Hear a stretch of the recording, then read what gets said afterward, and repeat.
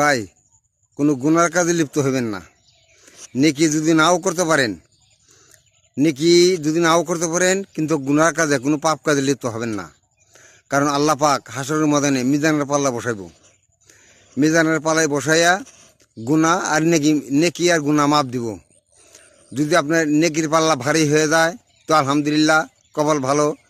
আর যদি গুনার পাল্লা ভারী হয়ে যায় তাহলে ডাইরেক্ট জাহান্নাম দিব আল্লাহ পাক।